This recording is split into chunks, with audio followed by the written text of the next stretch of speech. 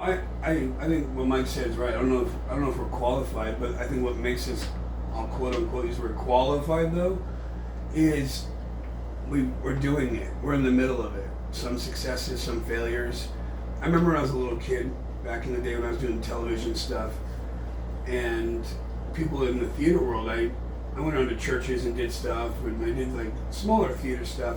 But I remember people like, once you get paid, you're a professional in the theater world. I remember hearing that, and I was like, wait, I get paid to do like commercials and television stuff. Does that mean I'm a professional? But then I started doing theater, and then it's like, oh, you're doing community theater, you're not a professional. And I really think that's really when I adapted my own mindset of, I don't care if you're getting no money, $1 or $5 million, you still do your best. You still should produce the same quality. If you're like, Nathan, here's $2, you're not going to go, I'm only going to do half a scene today. I don't think that's a good mentality, and I think that's something back in my gymnastics years and just sports, whether you're paid or not, you're giving your all you should be because you're a part of a team, and even if it's a one-person show, you're a part of something that's more important than the paycheck. I think it's about your passion.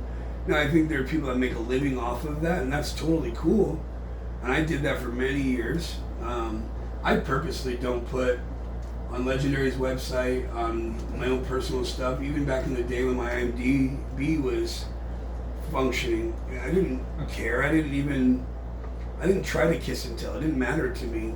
It's like, cool. It didn't matter if it was like a low budget, big budget, no budget. I didn't care. It was just about being able to do art and create. And I remember when I was doing film stuff for a while, I was like, I'm going to be an actor, and I was doing kind of a handful of stuff. I remember the first time I didn't get casting. I'm like, I wasn't landing acting roles. I'm like, oh. So in my brain, I'm like, you know what I'm gonna do? I just made this up on my own. I'm gonna do every job I can in the entertainment industry, so I could appreciate the people that are either working with me, alongside me, seeing how I could improve to be more like them, or how I can, or also to know who I need to hire or fire if they're not pulling their share. So I went down the ranks of every job in the entertainment industry as far as television and film. I probably have done every job in that world to some level of extent. I mean, I've done a lot.